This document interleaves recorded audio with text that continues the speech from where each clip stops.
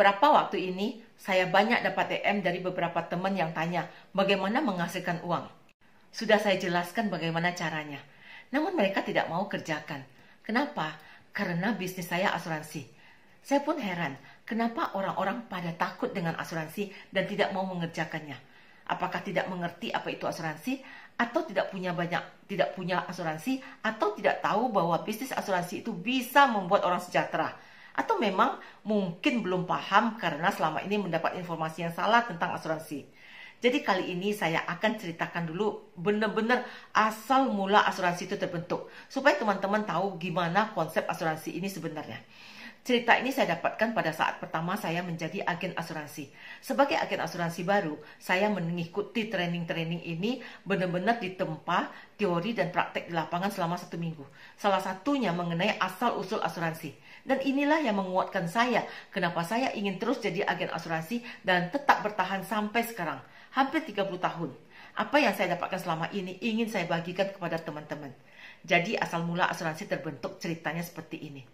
Di abad ke-18 di Eropa, tepatnya di sebuah perkampungan nelayan, di mana para pria muda pekerjaannya ke laut dan yang di darat adalah wanita, anak-anak, dan orang tua.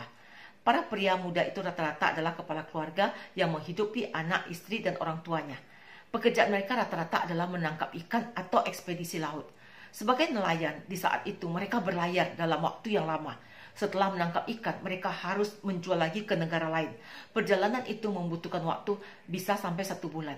Nah, selama perjalanan itu, banyak bahaya yang bisa saja terjadi, seperti serangan bajak laut, kapal karam, angin badai, ataupun tiba-tiba sakit dalam perjalanan dan tidak bisa diobati.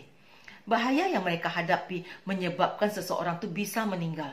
Karena saat itu alat komunikasi tidak ada, sehingga keluarga yang di darat tidak tahu apa yang terjadi dengan kepala keluarganya. Istri baru tahu suaminya meninggal ketika kapal berlabuh di dermaga. Seorang kepala keluarga, pencari nafkah, dan tulang punggung keluarga yang menghidupi anak, istri, dan orang tuanya telah meninggal di laut. Atas solidaritas sesama pelaut, mereka mengumpulkan iuran dan diberikan kepada istri dari rekan mereka yang meninggal tadi. Beberapa bulan kemudian mereka pergi berlayar lagi dan ada saja musibah terjadi sehingga ada lagi yang meninggal. Makin bertambah janda dan anak yatim di darat. Nah, para pelaut kemudian mengumpulkan lagi iuran untuk diberikan lagi kepada janda dan anak yatim tadi. Demikian seterusnya. Setiap ada musibah terjadi pada teman-teman sesama pelaut, mereka siap mengumpulkan iuran dan duka cita untuk keluarga yang ditinggal. Sampai suatu ketika seorang pelaut menyampaikan pendapatnya.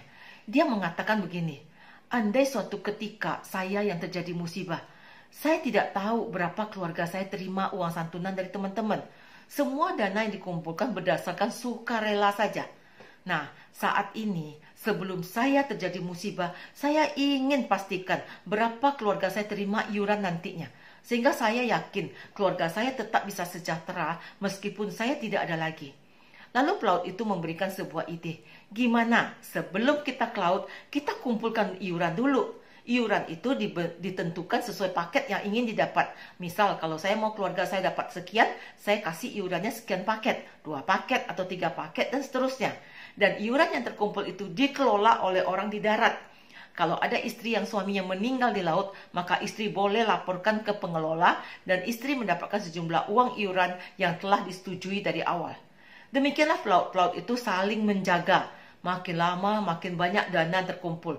Pengelola mulai berkembang dan membuat sebuah lembaga keuangan resmi untuk mengatur lalu lintas uang iuran dari pelaut-pelaut tersebut. Uang yang terkumpul dikelola dalam berbagai jenis komoditi, sehingga pengelola mendapat keuntungan. Keuntungan itulah yang ditambahkan pada keluarga yang menerima santunan. Sehingga keluarga yang ditinggal makin banyak menerima dana dibandingkan iuran dari pelaut tersebut. Nah, konsep saling menolong, saling berbagi inilah yang menjadi awal mula konsep asuransi. Dari jumlah peserta yang banyak, mengumpulkan uang sedikit-sedikit, tapi bisa mendapatkan manfaat tambahan. Jadi sudah mulai paham ya teman-teman bagaimana asuransi itu bisa memberi uang banyak pada keluarga yang mengalami musibah. Jadi kalau ada teman-teman di sini yang masih tidak suka dengan asuransi, takut mendengar kata-kata asuransi, bisa cek apa sebabnya. Berjalannya waktu, banyak perusahaan-perusahaan besar yang punya modal kuat masuk ke Indonesia. Mereka mengelola sejumlah dana yang sudah ditetapkan oleh pemerintah Indonesia untuk membantu nasabah-nasabahnya agar banyak rakyat Indonesia yang sejahtera meskipun tulang punggung keluarga sudah tidak ada lagi.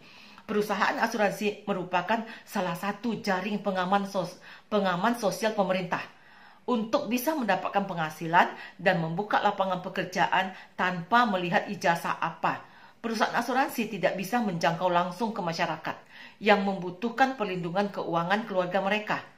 Perusahaan asuransi membutuhkan orang-orang yang mau menjadi distributor mereka yang dinamakan agen asuransi. Perusahaan memberi penghasilan yang cukup besar pada agen-agennya, serta memberi penghargaan tinggi bagi yang berprestasi seperti uang cash, logam mulia, trip-trip ke luar negeri, dan lain-lain. Jadi sekarang sudah mulai tahu ya kenapa banyak orang yang suka menjadi agen asuransi. Karena selain bisa menjaga keluarganya dari musibah keuangan, agen asuransi juga bermanfaat bagi orang lain. Karena sebaik-baiknya manusia adalah dia yang bermanfaat bagi orang lain.